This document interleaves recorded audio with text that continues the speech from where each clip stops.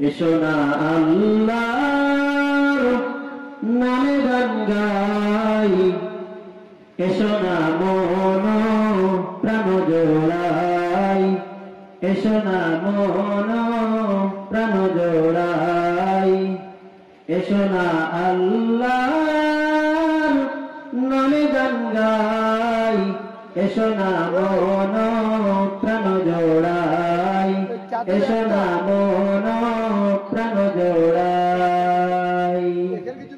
আল্লাহু আকবার, বলো আল্লাহু আকবার, আল্লাহু আকবার, বলো আল্লাহু আকবার, আল্লাহু আকবার, বলো আল্লাহু আকবার, আল্লাহু আকবার, বলো আল্লাহু আকবার। যে নামে ইব্রাহিমের আগুন হলো পানি, ডাকার মতো ডাকলে আজ সাড়া দিবেন তিনি রে মন, সাড়া দিবেন তিনি। ও মধুর নামটি নিলে হৃদয় হাসে, ও মধুর নামে সুখ নেমে আসে, ও নামের তুলনা হবে না, হবে না, তুলনা নাই নাই নাই। এসো না আল্লাহর নামে গান গাই, এসো না মন প্রাণ জোড়াই, এসো না মন প্রাণ জোড়াই। ও মধুর নামটি নিলে হৃদয় হাসে, ও মধুর নামে সুখ নেমে আসে, ও নামের তুলনা মিলে না, মিলে না, তুলনা নাই নাই নাই। এসো না আল্লাহর নামে গান গাই, এসো না মন প্রাণ জোড়াই, এসো না মন প্রাণ জোড়াই।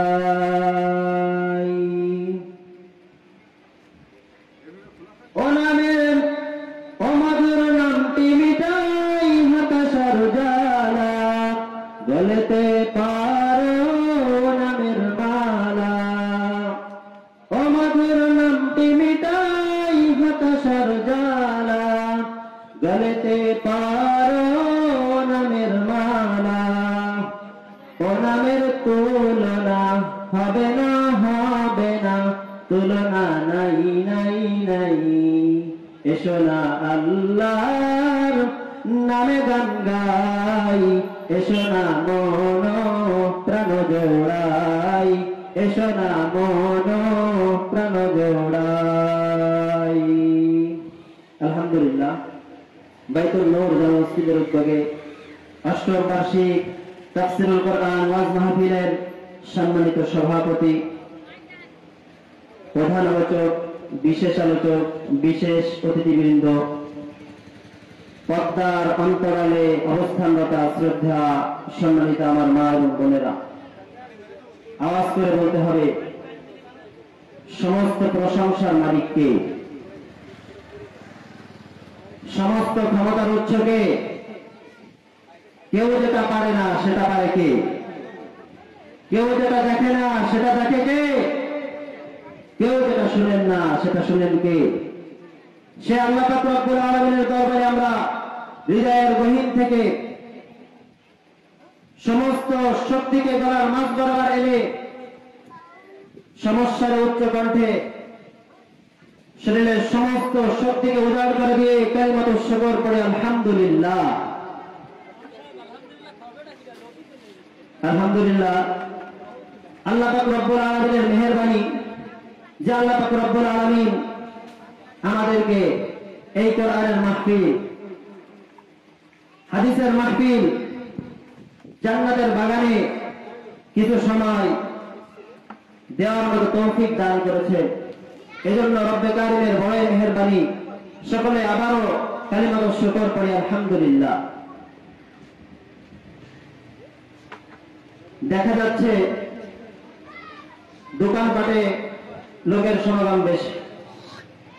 এখনো যারা এদিক ওদিক ঘোরাফেরা করছেন,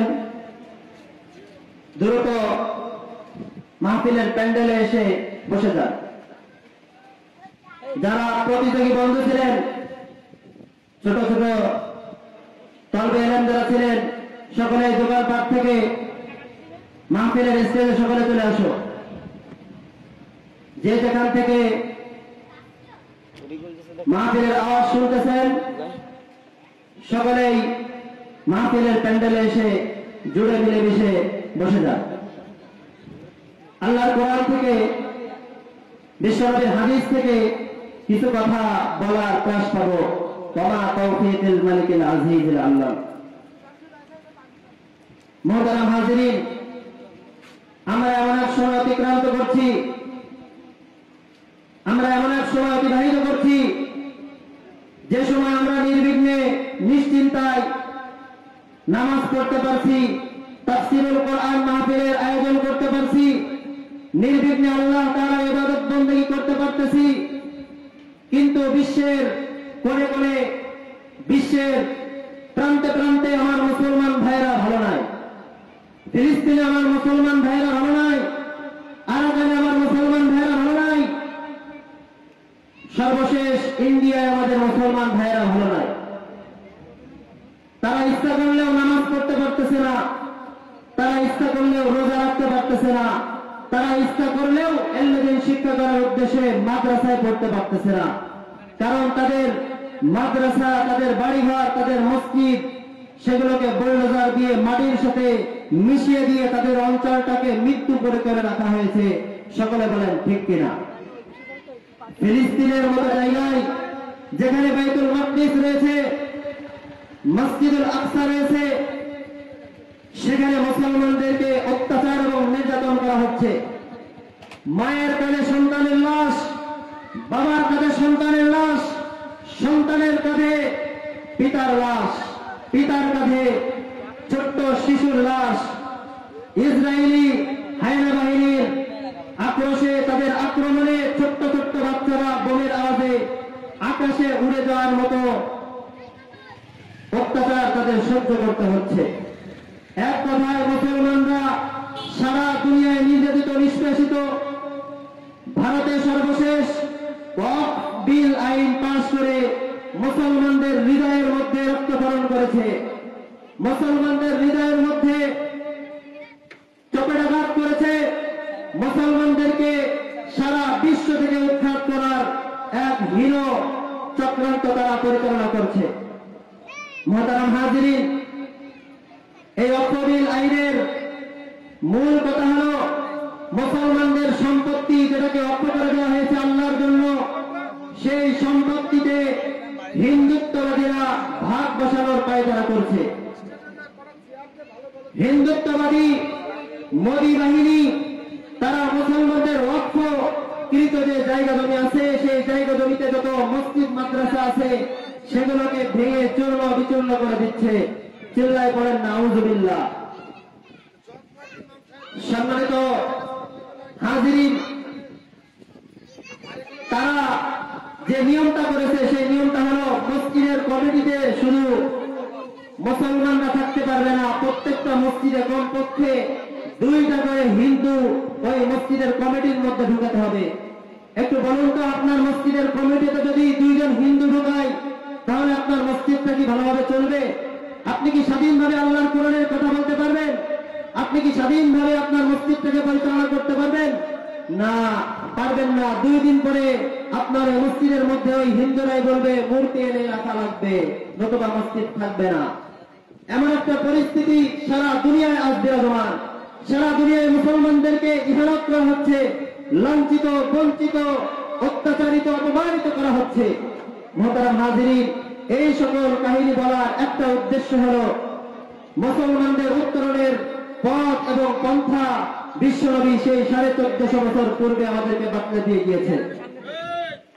1450 বছর পূর্বে বিশ্বনবী আমাদেরকে বাতলে দিয়ে গিয়েছেন মুসলমানদের ইজ্জত কার মধ্যে, মুসলমানের সম্মান কার মধ্যে, মুসলমানরা কি করলে সম্মানিত হবে, মুসলমানরা কি করলে সম্মানের সাথে জীবনযাপন করতে পারবে, সারা বিশ্ব মুসলমানরা কি করলে শাসন করতে পারবে। এটা আল্লাহ রাসূল বিশ্বনবী আল্লাহ তাআলার পক্ষ থেকে সেই 1450 বছর পূর্বে এটাকে আমাদেরকে বলে দিয়ে গিয়েছে।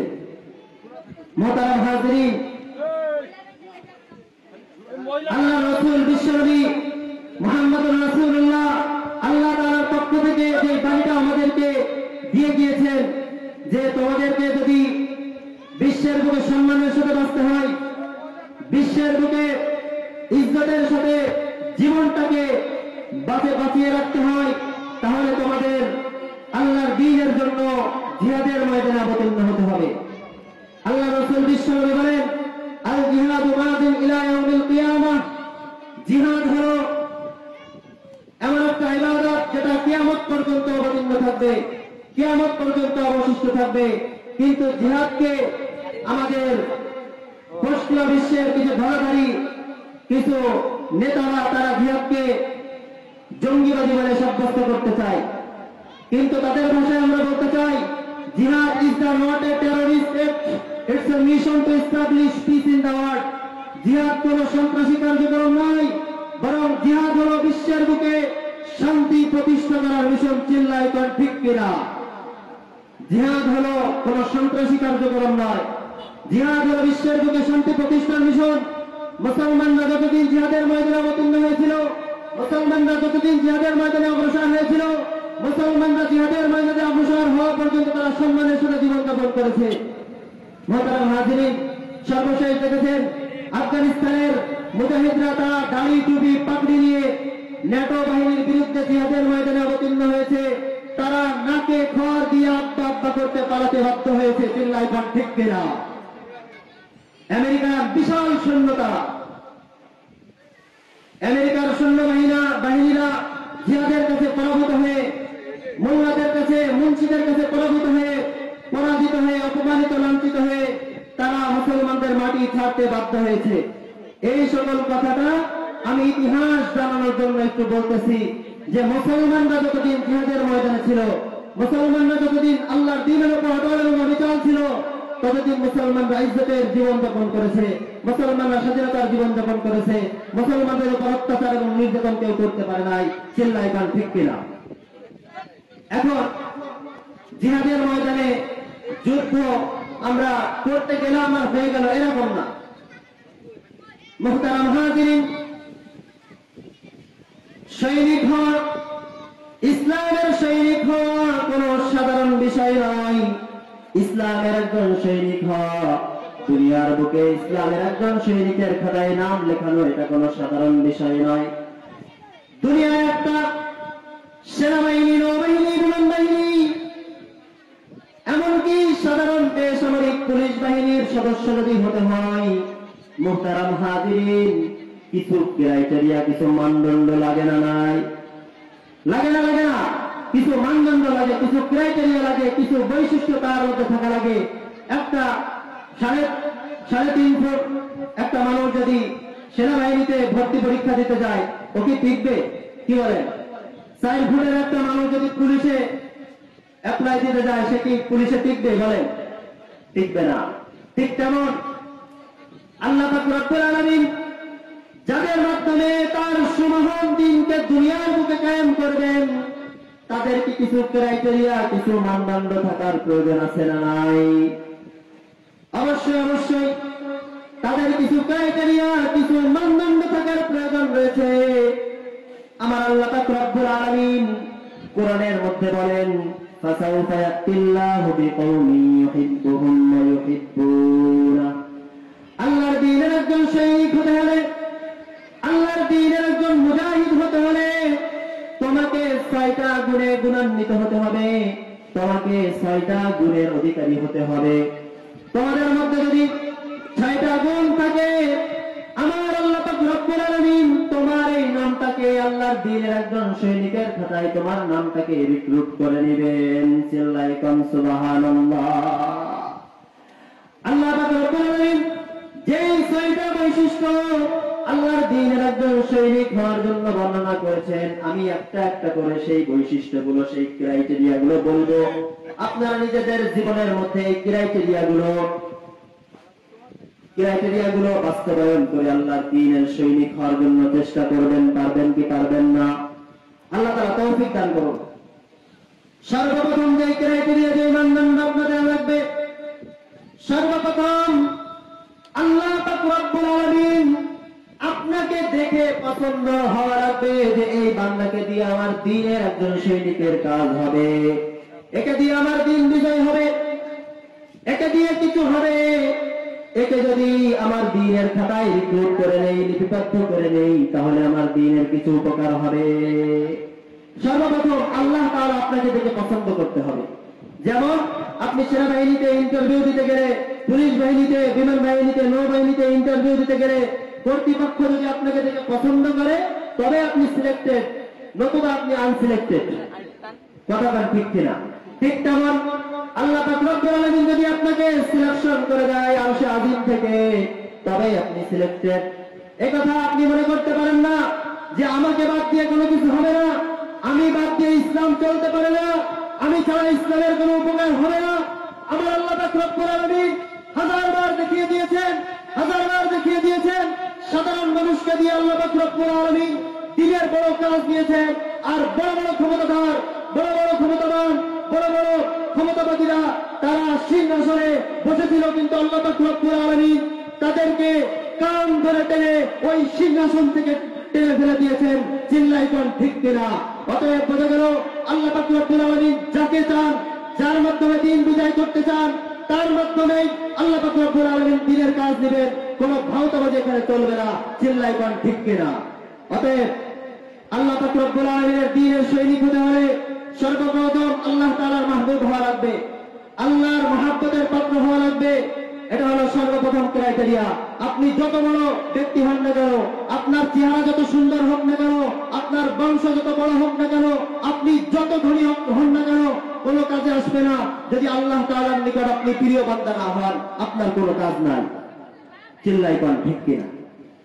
আল্লাহ পাক রব্বুল আলামিন দেখিয়েছেন ফিরাউনকে কান ধরে টেনে ওই সমুদ্রের মধ্যে চুবিয়েছেন, তার ক্ষমতা চূর্ণ বিচূর্ণ করে দিয়েছেন। মুসা আলাইহিস সালাতু ওয়াস সালাম সাধারণ জীর্ণ শীর্ণ একটা মানুষ, তাকে দিয়ে আল্লাহ পাক রব্বুল আলামিন ইসলামকে বিজয় করেছেন। চিল্লাই কোন কথাটা ঠিক কিনা? এটা যদি কথা ঠিক হয়, কিয়ামত পর্যন্ত যারা সাধারণ জীর্ণ শীর্ণ ঘরের লোক হয়, যারা কোনো প্রভাব প্রতিপত্তিশীল দেখায় না, আল্লাহ পাক রব্বুল আলামিন তাদেরকে দিয়ে ইসলামের কাজ করার। চিল্লাই কোন কথাটা ঠিক কিনা? এটা হলো 1 নম্বর ক্রাইটেরিয়া।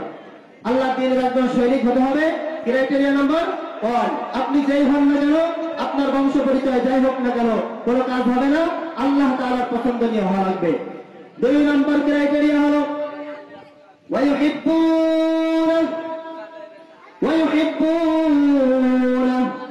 আপনিও আল্লাহকে ভালোবাসতে হবে, হৃদয় দিয়ে, অন্তরটাকে উদার করে দিয়ে আল্লাহকে ভালোবাসতে হবে।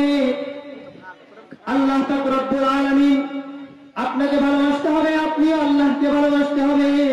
যখন আল্লাহ এবং বান্দার ভালোবাসাবাসী পাওয়া যাবে, তবে কেবলমাত্র শুধুমাত্র আল্লাহর দ্বীনের মকবুল, আল্লাহর দ্বীনের একজন সৈনিকের খাতায় আপনার নামটা উঠতে পারে। চিল্লাই কোন সুবহানাল্লাহ। মুহতারাম হাজিরিন, এখন একটা প্রশ্ন এসে যায়, হুজুর আমি আল্লাহকে ভালোবাসি, আমি আল্লাহকে হৃদয় দিয়ে ভালোবাসি, অন্তরটাকে উজাড় করে দিয়ে ভালোবাসি, এটা আমার ব্যক্তিগত মতামত, আমার ব্যক্তিগত বিষয়। আমি আল্লাহকে ভালোবাসবো কি বাসবো না, আমি আল্লাহকে মহাব্বত করবো কি করবো না, এটা আমার বিষয়। কিন্তু আল্লাহ আমাকে ভালোবাসেন কি বাসেন না, এটা বুঝবো কেমনে? এটা বুঝবো কি করে? মুহতারাম হাজিরিন, এটা কোনো দুর্লভ বিষয় নয়, এটা কোনো কঠিন বিষয় নয়। আমার আল্লাহ পাক রব্বুল আলামিন কোরআনের মধ্যে 2টি গুণের মাধ্যমে বলে দিয়েছেন, যারা এই 2টি গুণ অর্জন করবে, স্বয়ং আল্লাহ পাক রব্বুল আলামিন তাদেরকে ভালোবাসতে শুরু করে দিবেন। সুবহানাল্লাহ। আল্লাহ পাক রব্বুল আলামিন কোরআনের মধ্যে বলেন, কুল ইন কুনতুম তুহিব্বুনাল্লাহ ফাত্তাবিউনি ইউহিব্বুকুমুল্লাহ। হে নবী, আপনি বিশ্ববাসীকে বলে দিন আল্লাহকে ভালোবাসতে চাও, আল্লাহর রাসূলের ইতাআত করো, আল্লাহর রাসূলের কথা অনুযায়ী চলো, সুন্নাতের অনুসরণ করো। আমি আল্লাহ পাক রব্বুল আলামিন এই সুন্নাতের অনুসরণকারী ব্যক্তিকে ভালোবাসতে শুরু করে দেব। সুবহানাল্লাহ। তাহলে আল্লাহ পাক রব্বুল আলামিনের ভালোবাসার পাত্র হওয়ার জন্য 1 নম্বর গুণ হলো সুন্নাতের অনুসরণ করলে আল্লাহ পাক রব্বুল আলামিন স্বয়ং তাকে ভালোবাসতে শুরু করে দেয়। সকলে বলেন সুবহানাল্লাহ। অন্য আরেকটা গুণ হলো قل إن كنتم تحبون الله فاتبعوني يحببكم الله قل إن كنتم تحبون الله فاتبعوني يحببكم الله এটা 1 নম্বর গুণ। দ্বিতীয় নম্বর গুণ হলো ইন্নাল্লাহা ইউহিব্বুল লাযীনা ইউকাতিলুনা ফী সাবিলিহি সাফফান কাআন্নাহুম বুনয়ানুম মারসুস। আল্লাহ পাক রব্বুল আলামিন ওই সকল বান্দাদেরকে বড্ড বেশি ভালোবাসেন গো যারা আল্লাহর দ্বীনের জন্য সীসা ঢালা প্রাচীরের ন্যায় জিহাদের ময়দানে অগ্রসর হয়। ইন্নাল্লাহা ইউহিব্বুল লাযীনা, ইন্না শব্দটা আরবি ব্যাকরণের মধ্যে তাকিদ বোঝানোর জন্য ব্যবহার হয়, গুরুত্ব বোঝানোর জন্য ব্যবহার হয়, তাকিদ বোঝানোর জন্য ব্যবহার হয়। ইন্নাল্লাহা ইউহিব্বুল লাযীনা, আল্লাহ পাক রব্বুল আলামিন নিশ্চয় ওই সমস্ত বান্দাদেরকে বড্ড বেশি ভালোবাসেন। আল্লাযীনা ইউহিব্বুন, ইন্নাল্লাহা ইউহিব্বুল লাযীনা ইউকাতিলুনা ফী সাবিলিহি সাফফা, যারা আল্লাহর রাস্তায় সীসা ঢালা প্রাচীরের ন্যায় সংঘবদ্ধভাবে লড়াই করতে থাকে। চিল্লাই কোন সুবহানাল্লাহ। তাহলে আল্লাহর দ্বীনের সৈনিক হওয়ার জন্য আল্লাহ তাআলার ভালোবাসার পাত্র হওয়া লাগবে। আর আল্লাহ তাআলার ভালোবাসার পাত্র হতে গেলে 2টা গুণে গুণান্বিত হতে হবে। একটা হলো সুন্নাতের অনুসরণ, 2 নম্বরটা হলো শাহাদাতের শপথ গ্রহণ। একটা হলো সুন্নাতের অনুসরণ, 2 নম্বর হলো শাহাদাতের শপথ গ্রহণ। সুন্নাতের অনুসরণ যদি কেউ করে আর শাহাদাতের শপথ গ্রহণ কেউ যদি করে, স্বয়ং আল্লাহ পাক রব্বুল আলামিন তাকে ভালোবাসতে শুরু করে দিবেন। চিল্লাই কান সুবহানাল্লাহ। তাহলে 2টা ক্রাইটেরিয়া গেল, 2টা ক্রাইটেরিয়া গেল আল্লাহর দ্বীনের একজন সৈনিক হওয়ার জন্য, ইসলামকে বিজয় করার জন্য, ইসলামের উপর কোন আঘাত আসলে তার প্রতিঘাত করার জন্য 2টা ক্রাইটেরিয়া আল্লাহ পাক রব্বুল আলামিন কোরআনের মধ্যে বললেন। 3 নম্বর হলো আযিল্লাতিনা আলাল মুমিনিনা আইজ্জাতিনা আলাল কাফিরিন, আযিল্লাতিনা আলাল মুমিনিন। 3 নম্বর যে ক্রাইটেরিয়া আল্লাহ পাক রব্বুল আলামিন কোরআনের মধ্যে বলেছেন, মুমিনদের সাথে তোমার ব্যবহারটা সৎ হতে হবে, মুমিনদের সাথে ব্যবহারটা সৎ করতে হবে। তুমি যদি আল্লাহর দ্বীনের একজন সৈনিক হতে চাও, তোমার ব্যবহারটা, যারা মুমিন ব্যক্তি আল্লাহকে ভয় করে তাদের সাথে তোমার ব্যবহারটা নম্র কোমল হওয়া লাগবে। আইজ্জাতিনা আলাল কাফিরিন, কাফের মুশরিক বেঈমান যারা আল্লাহর দ্বীনের শত্রু, যারা মুসলমানদের শত্রু, যারা আল্লাহর দ্বীনের জন্য শত্রুতানি করে, যারা আল্লাহর দ্বীনের উপর আঘাত হানে, যারা রাসূলের উপর আঘাত হানে, তাদের সাথে ব্যবহার করতে হবে বজ্র কঠোর, তাদের সাথে ব্যবহার করতে হবে বজ্র কঠোর। তাদের সাথে কোনো অন্তরঙ্গ ব্যবহার করা যাবে না, তাদের সাথে ব্যবহারটা করতে হবে, তাদের সাথে ব্যবহার করতে হবে দুশমনিতা স্বরূপ। আল্লাহর দুশমন যে, সে আমার প্রাণের দুশমন, সে আমার জানের দুশমন। এখন আযিল্লাতিনা আলাল মুমিনিন, এই মুমিন যারা ভালো ব্যক্তি তাদের একটু পরিচয় জানা যাক। আল্লাহ পাক রব্বুল আলামিন কোরআনের মধ্যে কাদের সম্পর্কে বলেছেন যে তারা আল্লাহকে বেশি ভয় করে? আল্লাহ পাক উলামায়ে কেরাম, আলেম সমাজকে নিয়ে বলেছেন, আল উলামা ওয়ারাসাতুল আম্বিয়া। এটা বিশ্বনবীর হাদিস থেকে পাওয়া যায়। আর আল্লাহ পাক রব্বুল আলামিন বলেন, ইন্নামা ইয়াখশাল্লাহা মিন ইবাদিহিল উলামা। দুনিয়ার বুকে কেউ যদি আল্লাহকে ভয় করে থাকে, দুনিয়ার বুকে কেউ যদি আল্লাহকে ভয় করে থাকে হৃদয় দিয়ে, তাহলে একমাত্র শুধুমাত্র আলেম উলামায়ে কেরাম আল্লাহ পাক রব্বুল আলামিনকে ভয় করে। চিল্লায় কোন ঠিক কিনা?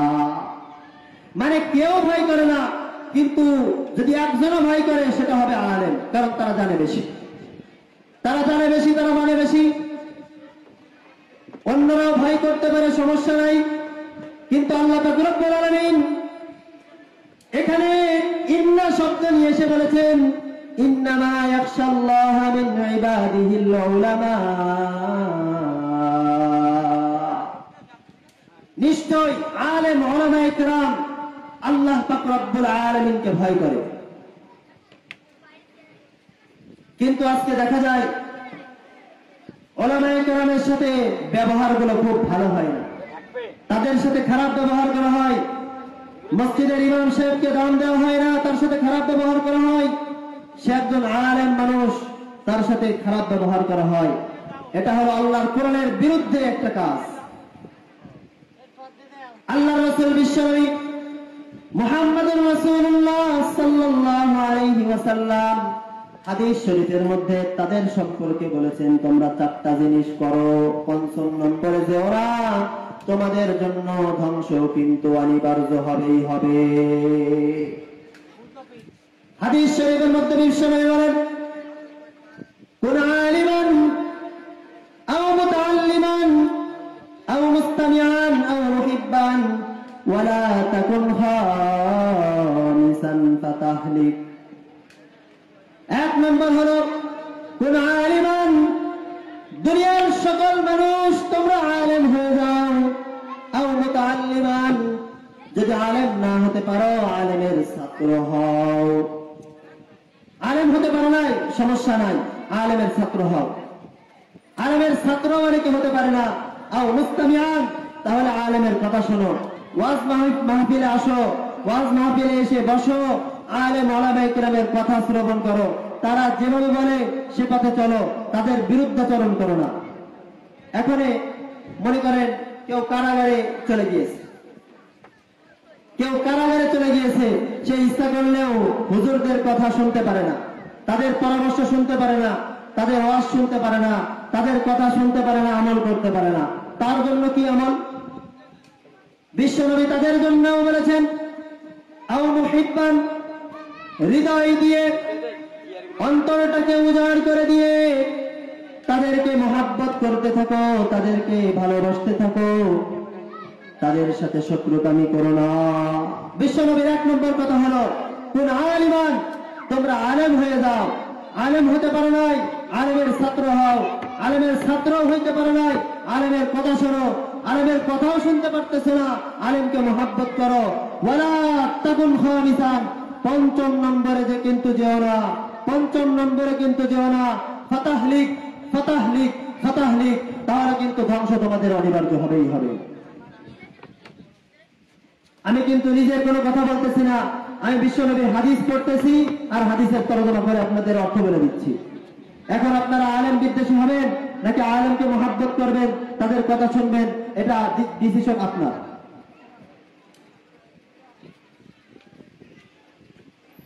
সম্মানিত হাজিরিন, আল্লাহ পাক রব্বুল আলামিন কোরআনের মধ্যে এই যে চারটা বৈশিষ্ট্য, চারটা ক্রাইটেরিয়ার কথা আমাদেরকে বললেন, একটা একটা করে বলা হচ্ছে।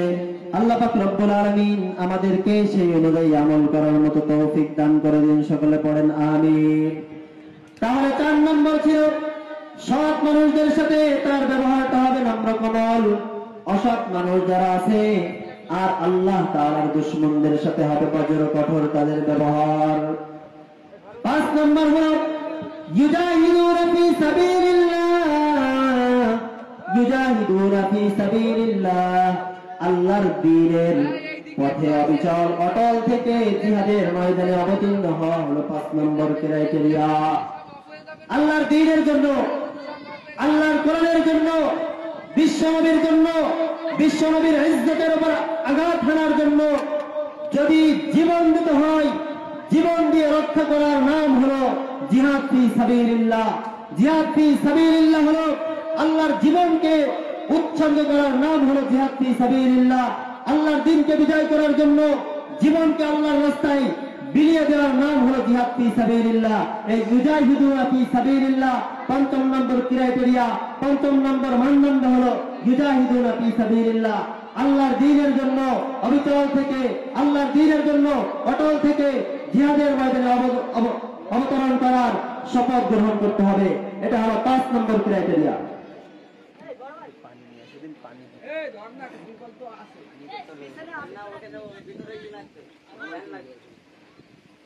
ছয় নম্বর যে ক্রাইটেরিয়া, 6 নম্বর যে বৈশিষ্ট্য আল্লাহ পাক রব্বুল আলামিন কোরআনের মধ্যে বলেছেন, ওয়ালা ইয়াখাফুনা লাওমাতা লাইম ওয়ালা ইয়াখাফুনা ফিল্লাহি লাওমাতা লাইম। আল্লাহর দ্বীনের উপর চলতে গেলে, আল্লাহর কোরআনের উপর আমল করে চলতে গেলে তোমাকে অনেকে অনেকভাবে গালি দিতে পারে, অনেকে অনেকভাবে অপদস্থ করতে পারে, অনেকে অনেকভাবে অপমানিত করতে পারে।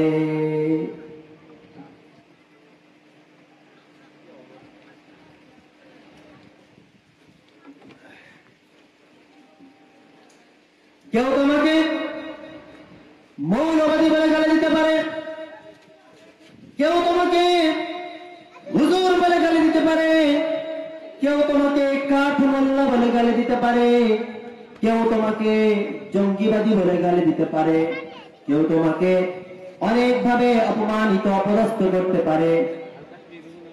কিন্তু তাদের কথা হবে ওয়ালা ইয়াখাফুনা লাওমাতা লাইম ওয়ালা ইয়াখাফুনা লাওমাতা লাইম। তারা আল্লাহকে ভয় করবে, আল্লাহকে ভয় করবে, আল্লাহ ছাড়া দুনিয়ার কোন মানুষকে সে ভয় করবে না। যত বড়ই ব্যক্তিত্ব হোক না কেন, যত বড় ক্ষমতার অধিকারী হোক না কেন, যত বড় বংশের লোক হোক না কেন, যত বড় ক্ষমতার দাপটে থাকুক না কেন, তাদেরকে স্পষ্ট ভাষায় পয়গাম দিয়ে দিবে, তুমি আমাকে মোল্লা বলে গালি দিতে পারো, তুমি আমাকে কাঠ মোল্লা বলতে পারো, তুমি আমাকে জঙ্গিবাদী বলতে পারো, মৌলবাদী বলতে পারো।